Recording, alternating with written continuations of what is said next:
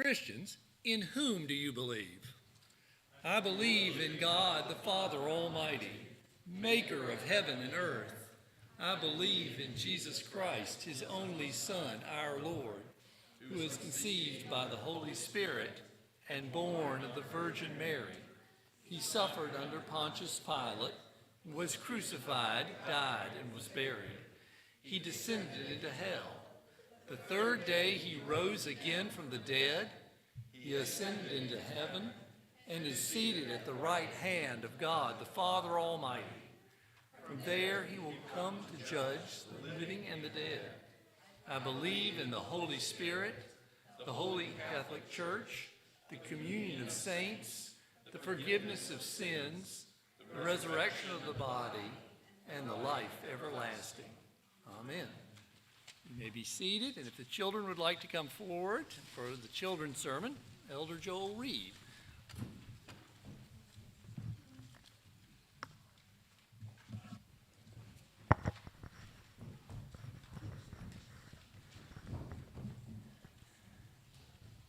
All right, we're all coming. There we go. Okay, good spot. So, have you ever been really, really excited for something? You have? What were you really excited for? Christmas. Christmas is one of those, right? You go to bed and you toss and you turn, right? And you finally get to sleep? Or do you end up staying up all night and then just waiting for mom and dad to knock on the door and say it's okay to come down? You know, in our Bible lesson today, we're going to talk about waiting. We're going to talk about the fact that we need to be ready when Jesus comes back. Because Jesus said, I came, I died, I rose again, I went back to heaven, but because you're mine, I'm going to come back for you. And we have to be ready for him to come back at any time.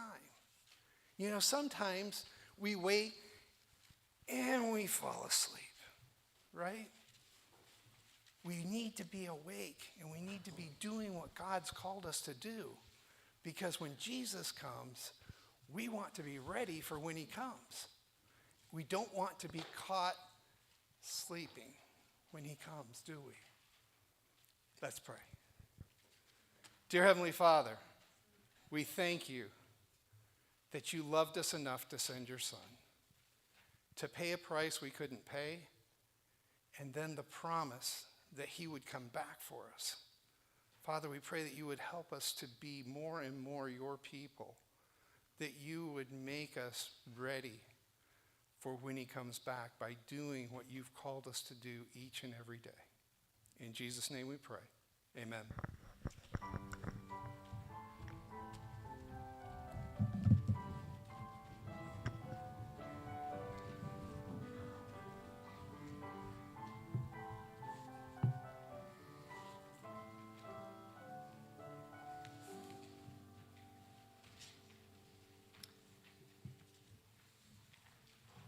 Scripture reading this morning comes from 2 Peter.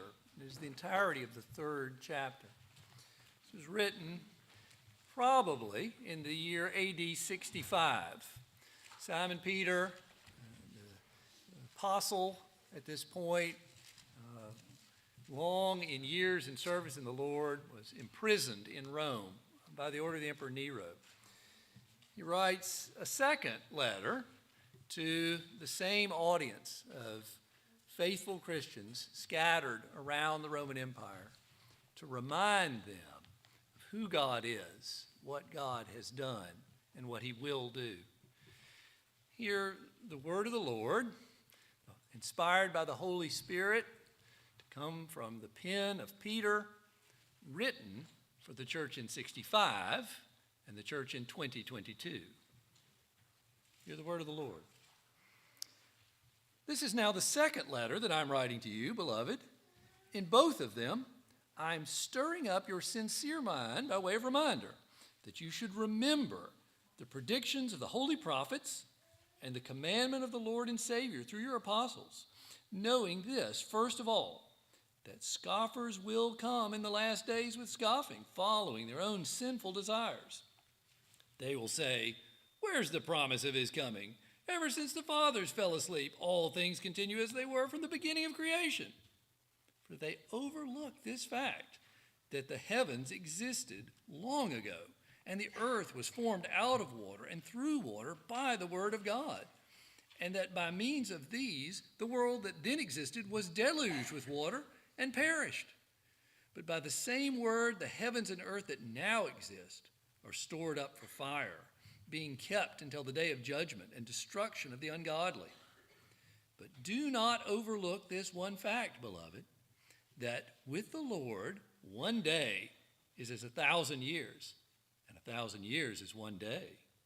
The Lord is not slow to fulfill his promise, as some count slowness, but is patient towards you, not wishing that any should perish, but that all should reach repentance.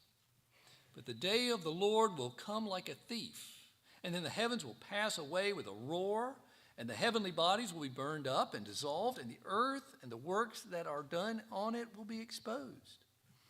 Since all these things are thus to be dissolved, what sort of people ought you to be in lives of holiness and godliness, waiting for and hastening the coming of the day of the Lord, because of which the heavens will be set on fire and dissolved, and the heavenly bodies will melt as they burn?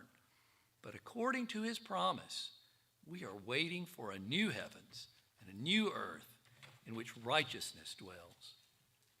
Therefore, beloved, since you are waiting for these, be diligent to be found by him without spot or blemish and at peace. And count the patience of our Lord as salvation, just as our beloved brother Paul also wrote to you according to the wisdom given him, as he does in all his letters when he speaks in them of these matters.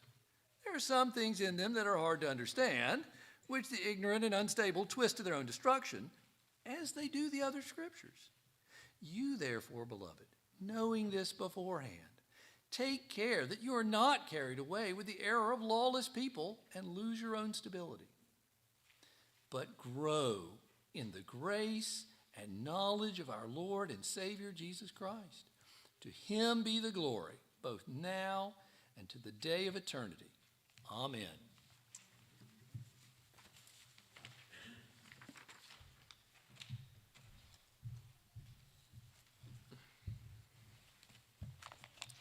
Let us go before our Lord once again in prayer. O Father, Son, and Holy Spirit, great is your name and greatly to be praised. You are the Ancient of Days. O Lord Christ, you were there at the foundation of this world. And, O Holy Spirit, you were hovering over the waters when all things were brought into being by the word of your power. We bow before you as the God of all perfection, of every good gift. We know that this material world and all of the pleasures in it, of sight and sound, of human love, of this gathering and fellowship that we have now, of even gathering together as your people to worship your name, what a privilege. And every spiritual gift in Christ, the gifts that you've given from on high, every good thing, including your word, which is sweeter than the honeycomb to us, all of these things are your blessing upon your people. They are from your hand because you are good. Your character is holy and righteous and full of justice and mercy. Father, we thank you that grace and your mercy are given to sinners such as we are. We do not come in our own righteousness, but we come in the righteousness of Jesus the Son, the one mediator between God and man. For we have no goodness in us, but he is good. He is one with you, O Father, and he has sent the Spirit to aid us. So open our eyes that we might behold wonderful things in your word. Give us stability to not twist the truth, but to understand it as it really is.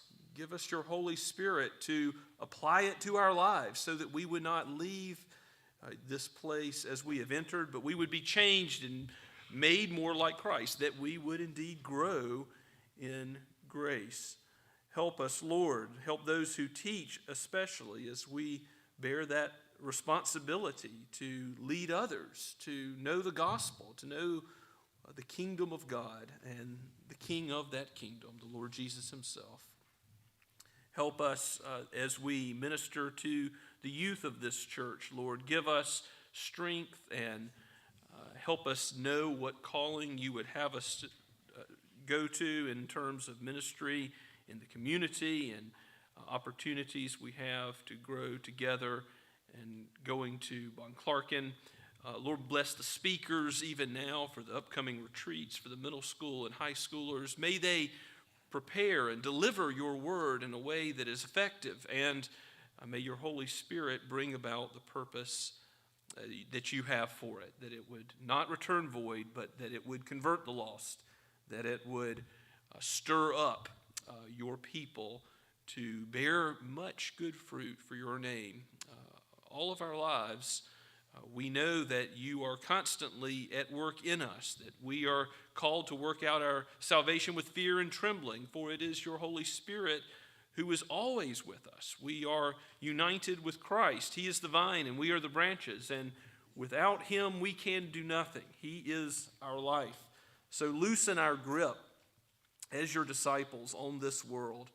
Help our priorities be kingdom priorities.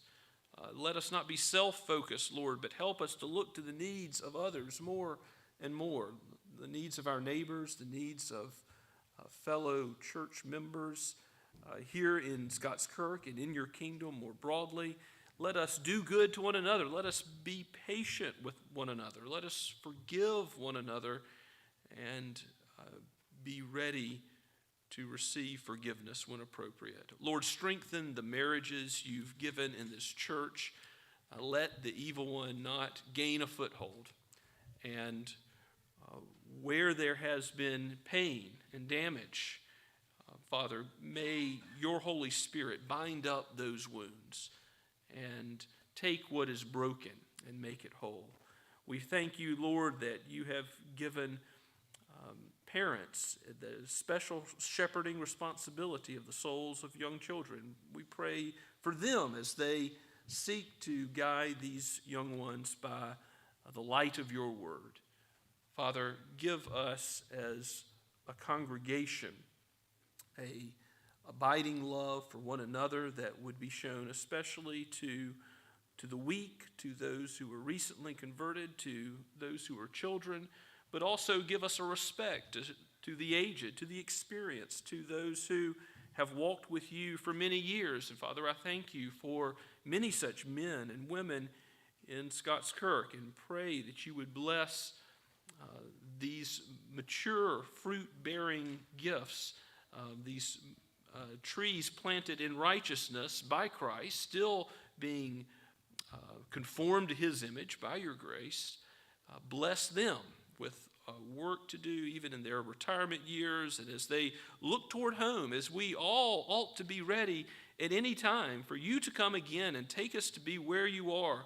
Oh Lord Jesus, we say, come quickly, knowing that there is much that is still amiss in this sinful world, that there is so much brokenness and so much injustice and so much that is wrong, so much evil that is being done. So we say, Lord, come quickly, because we know that you will make all things right, and we will behold the light of your presence forever and ever, and we will no longer need the light of the sun. We will be forever blessed by the light of your face.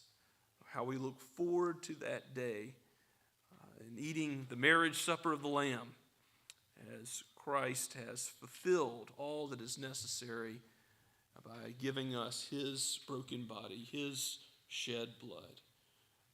Lord Jesus, we pray with thanksgiving for who you are and what you have done, all in your precious name. Amen.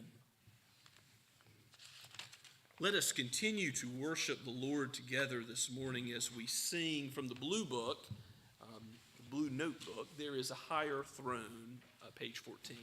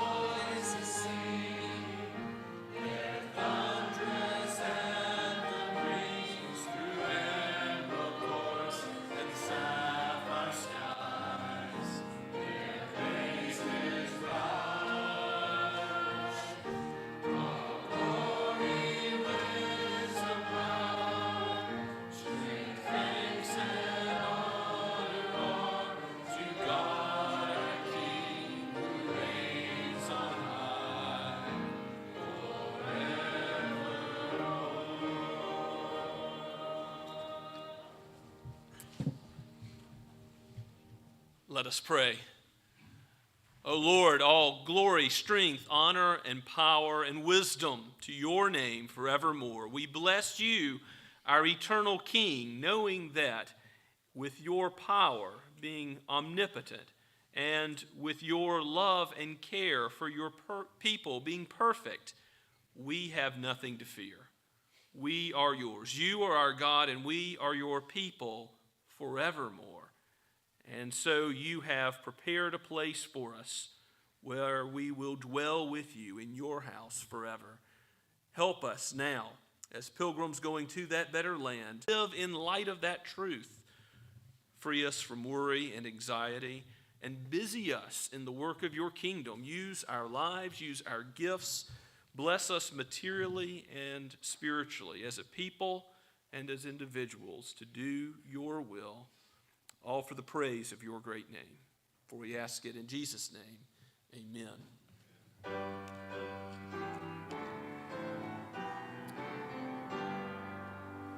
Praise God from whom all blessings flow. Praise him, all creatures here below. Praise him above the heavenly host. Praise Father, Son, and Holy Ghost.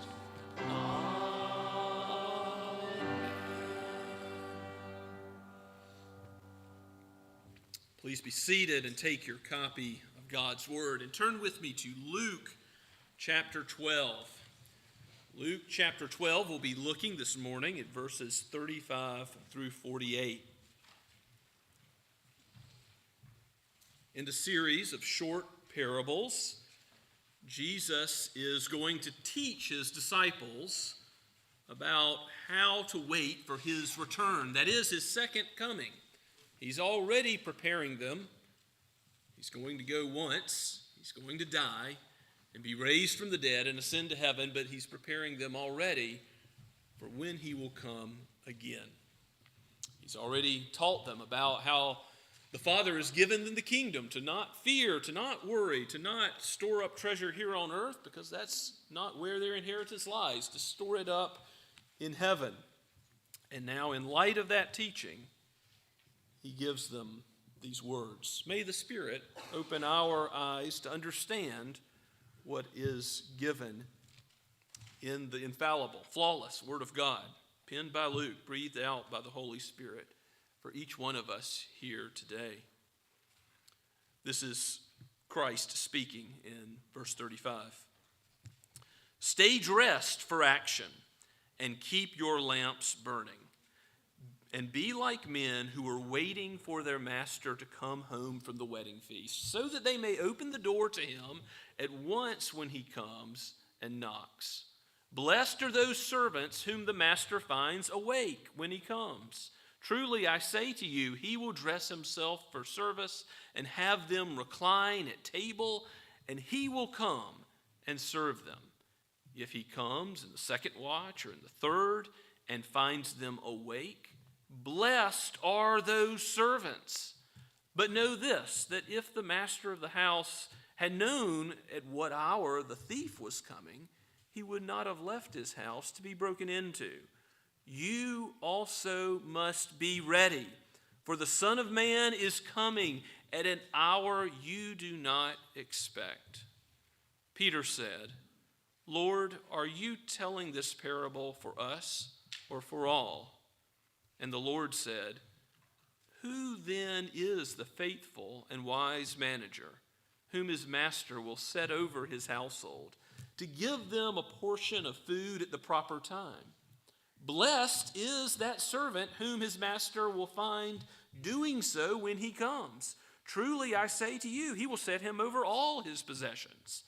But if the servant says to himself, my master is delayed in coming, and begins to be, the master of that servant will come on a day when he does not expect him, and an hour he does not know, and will cut him in pieces and put him with the unfaithful. And that servant who knew his master's will, but did not get ready or act according to his will will receive a severe beating. But the one who did not know and did what deserved a beating will receive a light beating. Everyone to whom much was given, of him much will be required. And from him to whom they entrusted much, they will demand the more.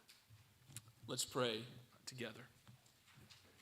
O Holy Spirit, as we read these parables of the Lord Jesus, we know that we need understanding from on high, for the kingdom cannot be seen without the Spirit's help. And we need the new birth to understand these words aright. For those who are already your sheep, Lord, give us more understanding that we might grow in grace. And for those who have not yet come to Christ, if there be any here today hearing this message, Father, use your word and let it be accepted as it really is. The truth about Christ, who he is and how he will most certainly come again, that we might be prepared. Lord, let everyone who hears your word come to Christ and know with certainty that they are ready for the day when he will return. May it be soon and very soon for the blessing of all his people. We pray in Jesus' name, amen. Well, a Hebrew wedding was not exactly like a South Carolina lowcountry wedding. Here, if a wedding goes for a while, a long time, the dancing may go late into the evening. And everyone enjoys a wedding that lasts a little while, but we don't go on for days and days or possibly even weeks and weeks as they did in that culture. So this image of a Hebrew wedding is a very important time, a festive time where great expense would be taken to celebrate this union which God has ordained of marriage. And Jesus uses that image in the first parable of the watchful servants, we'll call it, in verses 35 to 38.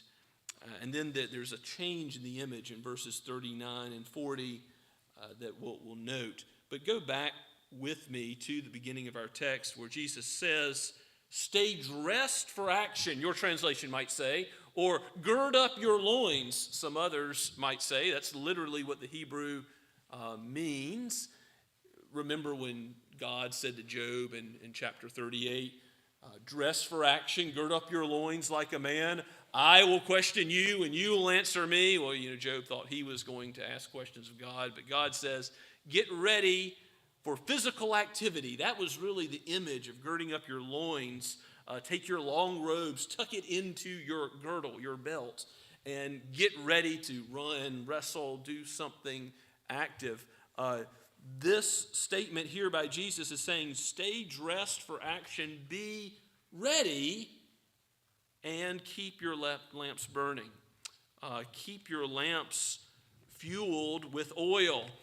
In Matthew, Jesus gives a similar parable in a similar type of teaching about being ready for his return with the 5 unwise and the 5 wise virgins that are given the opportunity to enter into the marriage feast if they've prepared with keeping their lamps burning with oil and they've gotten the oil ahead of time that they needed to serve the bridegroom. This lamps image, along with the staying ready with your loins girded up, ready to run, is used in Jesus' first parable here so that we are like men who are waiting for their master to come to the wedding feast, he says in verse 36, so that we may open the door to him at once when he comes and knocks. So who's the master of the wedding feast? Clearly that is Jesus. And as we'll see, he specifically relates this to his second coming. He's going to come and knock, and guess what? It's going to be on a day you don't expect. It's going to be at a time that will be a surprise. He doesn't tell anyone the day or hour, no, not even the year or any other clues about when he will come again. If someone says that they know when Christ will return again, you can be sure that that's the mark of a false teacher. Jesus says as much in various places in the Gospels.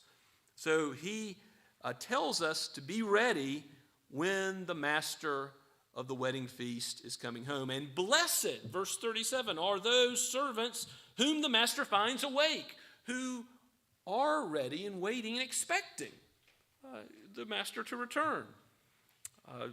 The scriptures give us images of how Jesus will bless those with heavenly, gracious rewards, crowns, things that we don't deserve, but because his grace was at work in us, we should expect to receive in the next life. A crown that will not fade away or perish. Peter talks about in 1 Peter 5. These blessings that come to us as Jesus' servants are because he has taken our hearts, changed our earthly priorities, not be anxious or worry or cling to this life to think that our treasure is here on earth, but to cling to him, the King of the kingdom. And he will most certainly come again so that that kingdom is perfected, consummated, and his reign will extend, yes, as King eternal, into eternity, forever and ever. The house that he prepares for us to dwell with him will be a place where we will dwell with the Lord, as Psalm 23 says in the last verse, forever.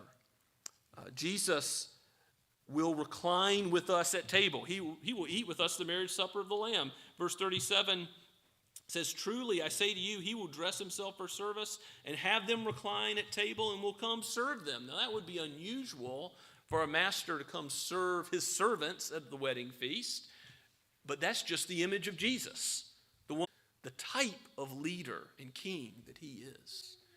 He will give his broken body and his poured out blood for his servants' good, for the blessing of his disciples. He will bless his people.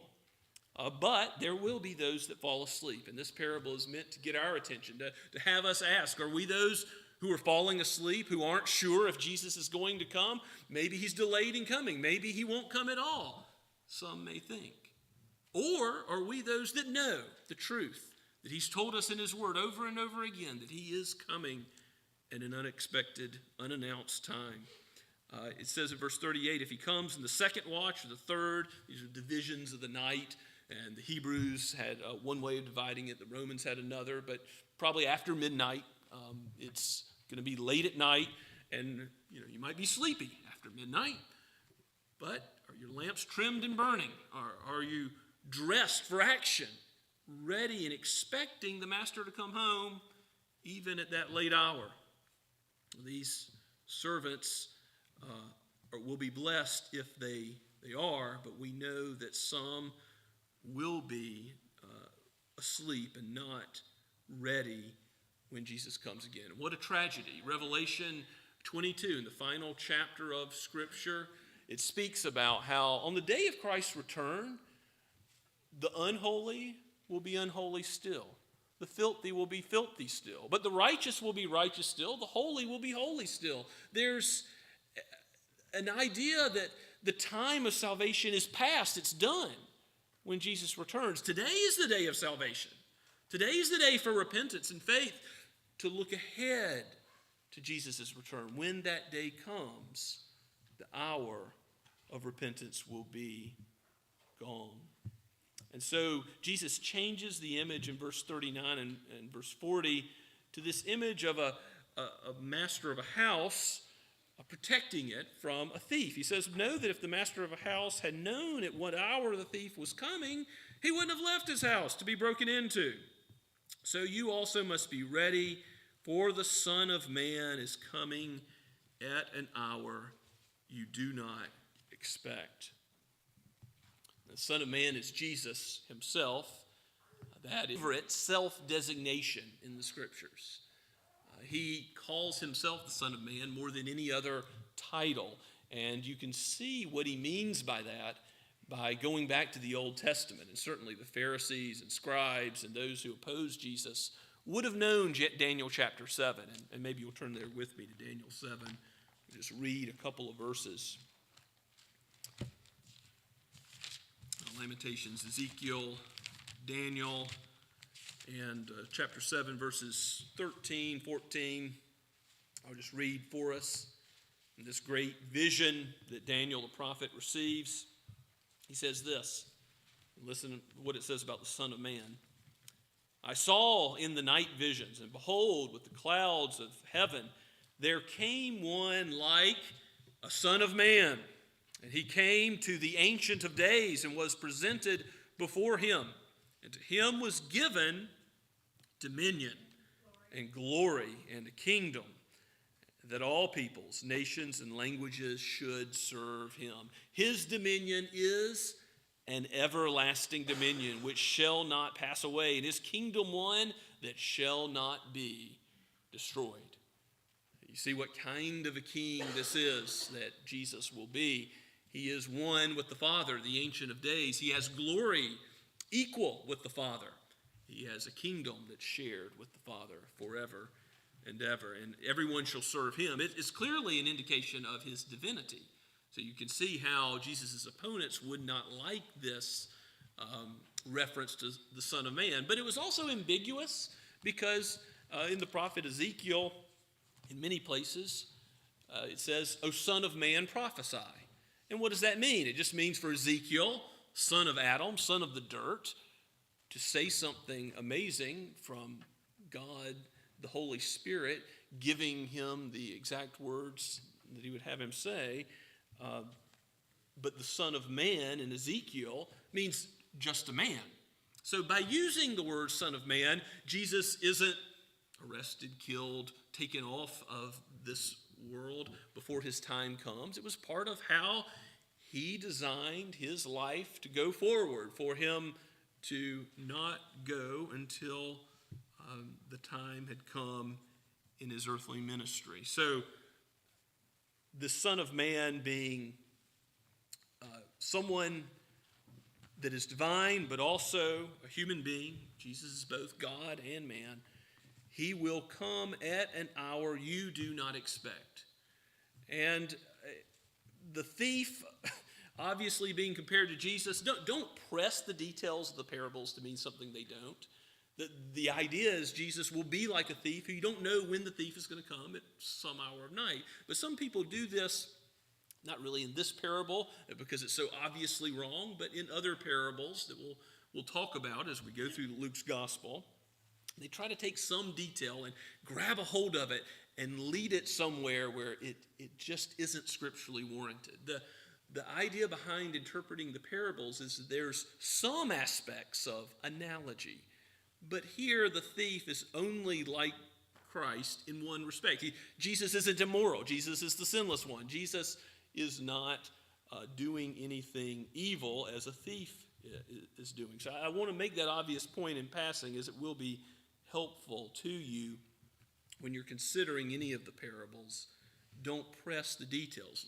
Think about what is the overall point that Jesus is making by the illustration. And it's to be ready for his return. And Peter responds to him, we see in verse 41, by saying, Lord, are you telling us this parable for the benefit of your disciples or for all? In other words, who's supposed to be ready? Well, Jesus has already said there's going to be servants that are awake and servants that are falling asleep. So it sort of implies everybody ought to listen. But he's also said to his disciples that only you are going to be given ears to hear the parables. Only you are going to understand because of the work of the Holy Spirit. Others are going to miss it. And that's part of God's plan too, that their eyes will be blinded from the truth because they do not love the Lord.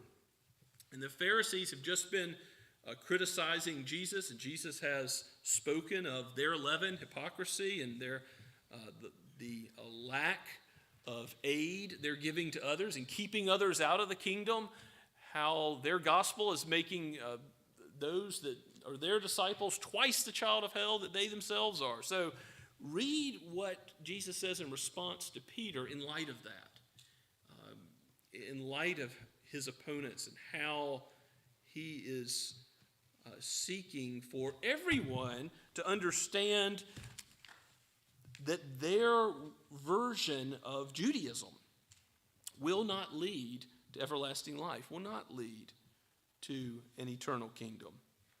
The Lord said, in response to Peter, is it for us or for everyone? Who then is the faithful and wise manager, whom his master will set over his household, to give them their food at the proper time? Blessed is that servant whom his master will find doing so when he comes.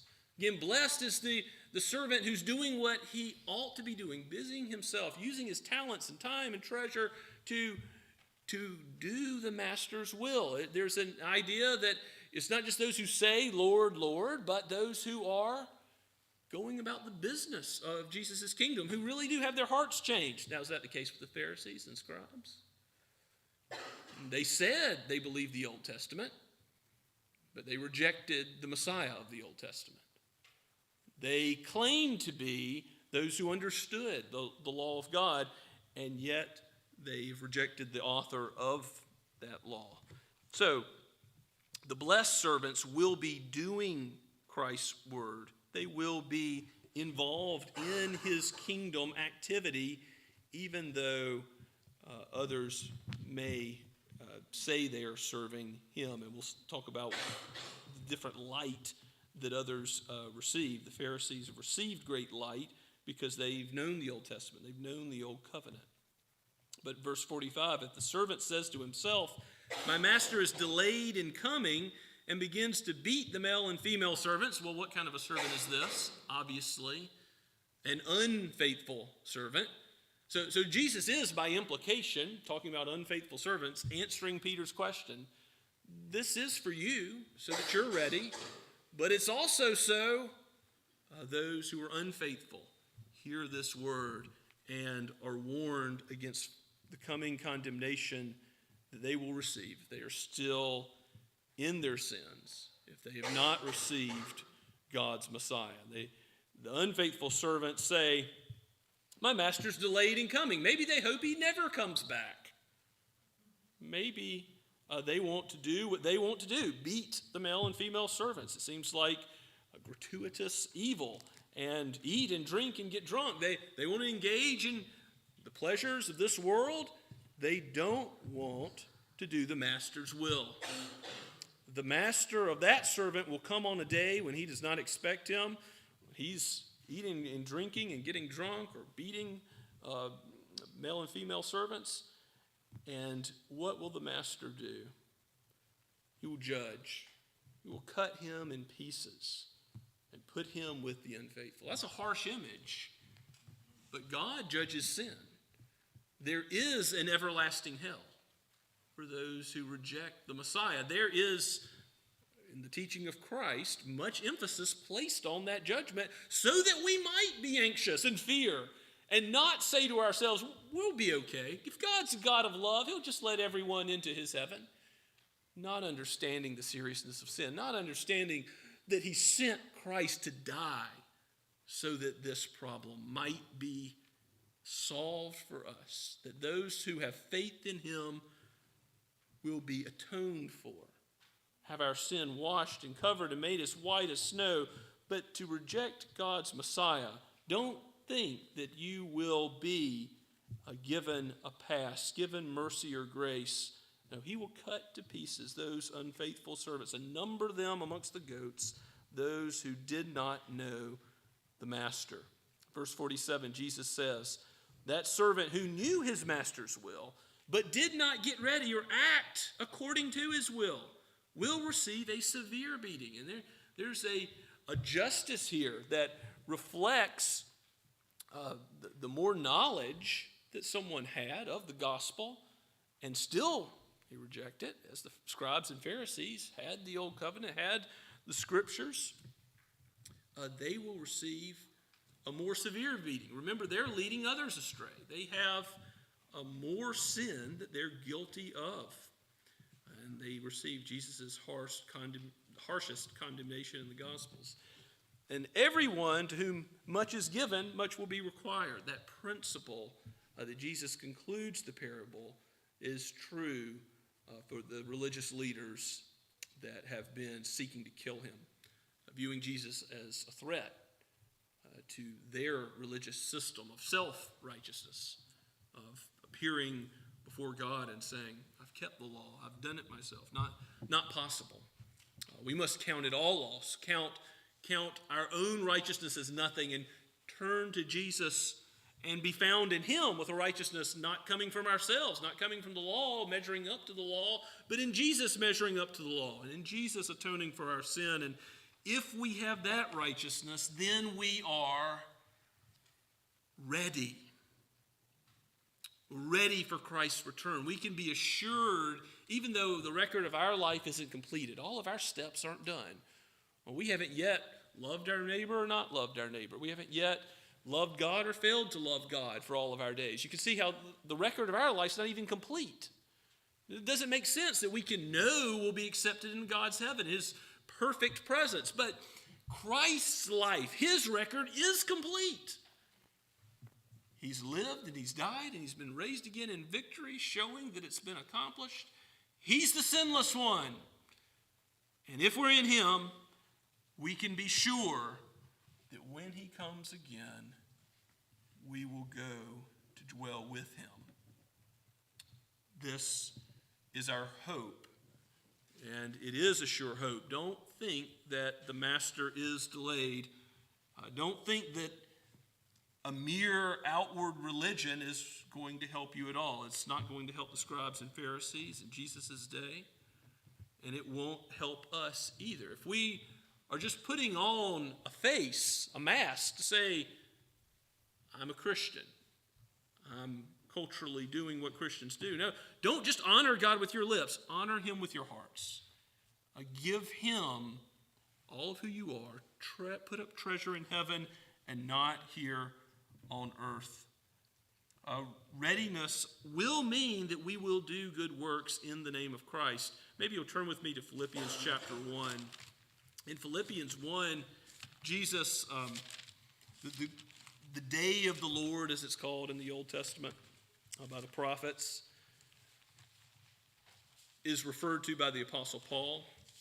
So Philippians chapter 1, let's read it, verse 9. He's praying with thanksgiving for the church in Philippi and all that God has already done there. But notice the reference to the day of Christ and how that is equivalent to the day of the Lord, the day of Yahweh. 1 Philippians 1, verse 9, it is my prayer that your love may abound more and more with knowledge and all discernment, growing in grace, so that you may approve of what is excellent and be pure and blameless for the day of Christ. So this purity, this blamelessness, this holiness, God's prepared good works ahead of time that you would walk in them. Ephesians chapter 2, Paul says, it's by grace you're saved, not of works, so that no one can boast. But it's so that even though your works don't have any value in salvation, it's so that, Ephesians 2:10, you may walk in those good works that Christ has prepared in advance, Paul says, for you to walk in. So this holiness of life, loving God, loving your neighbor, it's no part of your salvation, child of God. But it is part of God's design for you in your readiness for that great day. Because you're found doing what here on earth as you're waiting for his return with a changed heart? You're doing his will. And that ought to comfort you. That ought to encourage you. You ought to know that one day you will hear those wonderful words. Well done, thy good and faithful servant. What a great future to look forward to be with our Savior, our Master, and for him to give us some gracious reward because of his work in us. It's nothing due to our own strength, but all due to his mercy in the first place. And Paul goes on to say in Philippians that we will be holy and pure and blameless for the day of Christ, filled with the fruit of righteousness that comes through Jesus Christ to the glory and praise of God. That's the purpose of doing good works and walking in good works as God's children, not to glorify ourselves, but to glorify him. So stay awake for the Master's return. He will be gracious to us. Don't think I'm going to go to the mountains and seclude myself in a cave or down in a bunker. I'm going to keep the gospel and its light all to myself. No, live out the gospel. And as Paul has to encourage the Thessalonian church, don't think, well, because Christ is coming again, and because I'm convinced of that, I'm not going to work. I'm not going to go about my calling to take care of my family, to love my neighbors through the industry God has called me to. No, do what God has told you to do. God has equipped you to do. And be doing it so that when he comes again, he finds you busy. There is a Savior. He has done the work. He's returning. Trust in him. Be sure of his word that he's coming in an hour you do not expect. Be ready and help to ready others. Let them know the day of salvation is now. It's at hand. Let's pray together. Oh, Holy Father,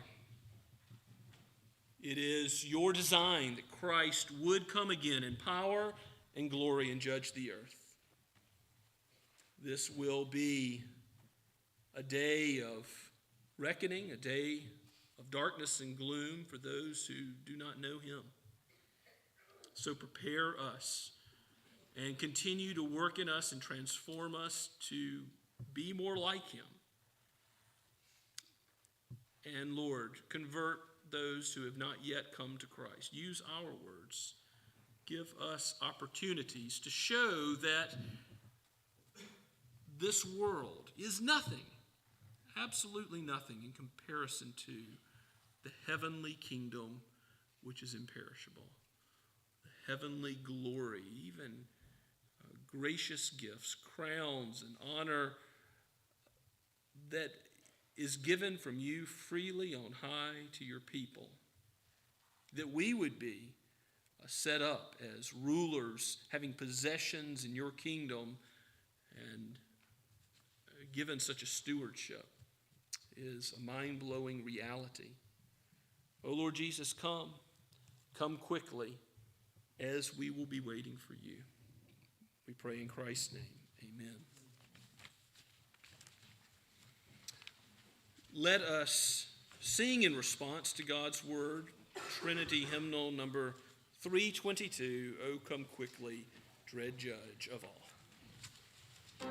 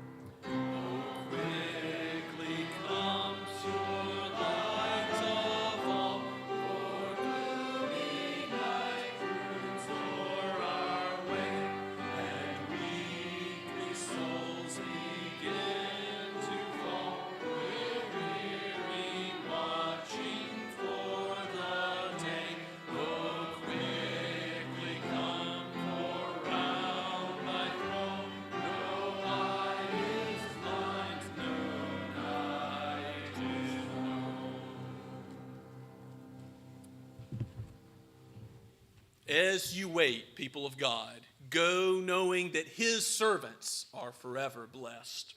Now to him who is able to do far more abundantly than all we ask or think, according to the power at work within us, to him be the glory in the church and in Christ Jesus throughout all generations, forever and ever. Amen.